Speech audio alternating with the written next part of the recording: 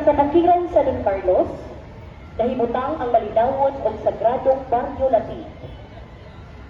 Pinoy-anan sa tribong Manobo, pinhi na ginabuhi ang komunidad sa panagiusa, pagpinabangay o pagrespeto sa kinaiyahan.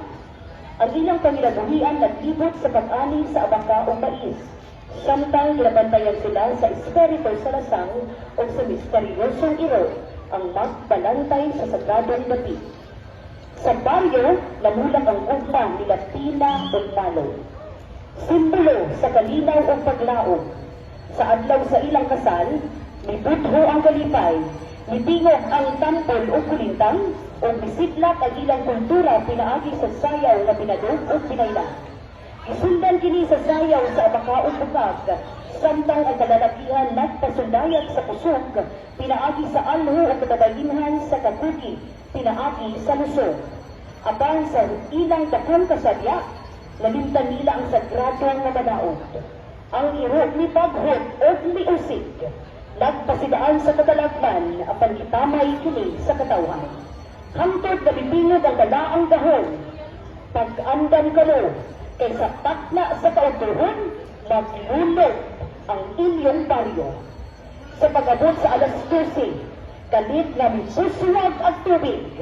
Doon wahig ang singgit sa tanan, ang baryo na lunod, o ang mga tao na himong mga mananap sa katubigan, mga isda na hantod karon nagpuyo sa ilalong sa Lake Pinamalo. O sa lamang kabatang babae ang naluwas. Nipindog siya sa daplin sa tubig, naghilak o nagtawag, inay, amay, apang tubig na lamang ang mitubag kaniya. Sa maong higayon, nasabtan nga dili tanan sugilanon at dunay malipayong katapusan. Kung dili usa ka pahibangno sa gahom sa sagrado. Milabay ang panahon ng maong dapit, giila o giila-isip panahan.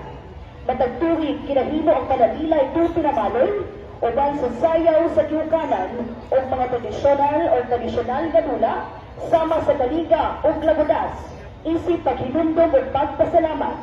Karon panahon na ang sugilanon, padayon nga ginabuhi pinaagi sa palingkamot sa lokal na paggagamhanan uban sa partisipasyon sa Municipal Mayor Honorable Maria Victoria Ortanillas Pizarro, CPA, inumanan ni PC Mayor Honorable Segundo Absualo Jr.